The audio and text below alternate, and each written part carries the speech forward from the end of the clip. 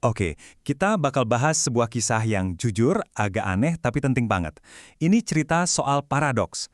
Gimana ceritanya? Di tengah-tengah salah satu peristiwa paling dahsyat dalam sejarah, perdebatan paling panas itu malah soal sesuatu yang kelihatannya sepele banget.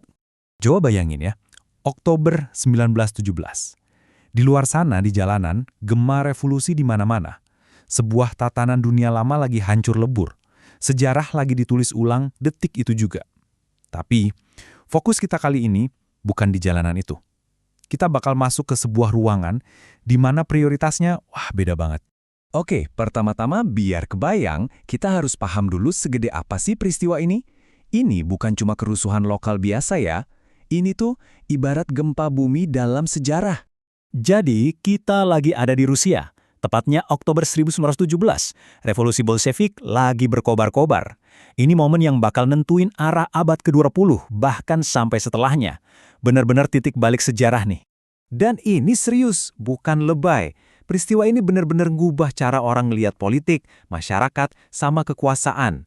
Kayak ada dimensi baru dalam sejarah manusia yang kebuka gitu aja di depan mata mereka. Nah, sekarang yuk kita tinggalin dulu jalanan yang lagi rusuh itu. Kita masuk ke sebuah ruangan yang tenang, karena disinilah inti ceritanya dimulai. Dengan dunia yang lagi jungkir balik di luar, kamu pasti mikirkan, terus para pemimpin agamanya lagi ngapain di saat-saat genting kayak gini? Fokus utama mereka apa sih? Nah, ini dia yang menarik. Jadi, Gereja Ortodoks Rusia itu emang lagi ngadain sidang sinode yang penting banget. Tapi, anehnya, energi mereka itu nggak dipakai buat ngerespons revolusi. Malah sebaliknya, ada sebuah perdebatan internal yang panas banget yang nyita semua perhatian mereka.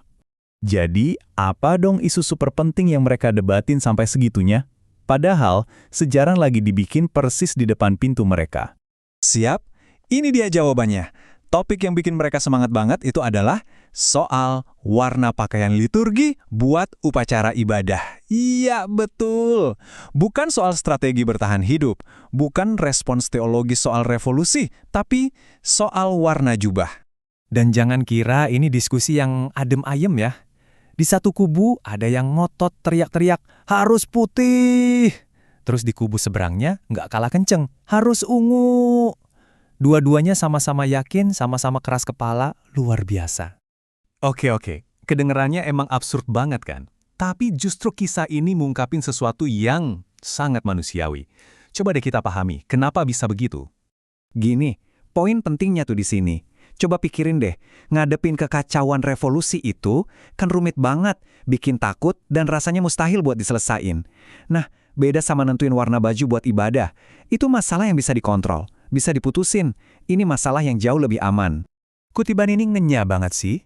Intinya, kita semua tuh punya kecenderungan buat mundur dari konflik di luar sana yang gede dan nggak bisa kita kendaliin. Kita lebih milih buat fokus ke hal-hal internal yang bisa kita atur sendiri. Entah itu doa, atau yaitu tadi, debat soal warna.